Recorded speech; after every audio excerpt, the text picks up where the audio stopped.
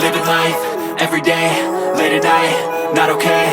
All I want, and I pray, all I need are some better days. Fuck me, I'm looking in the mirror, so foggy, but I've never seen clearer. I don't really think anyone can save me, and honestly I'm not really sure I want saving. I like to be my own worst enemy. There's no risk if you don't try at anything, so I'ma just keep buying everything. See you in the next life, have to be a better me. I don't think that my head's on straight, gotta flip it and grip it and go and get an x-ray.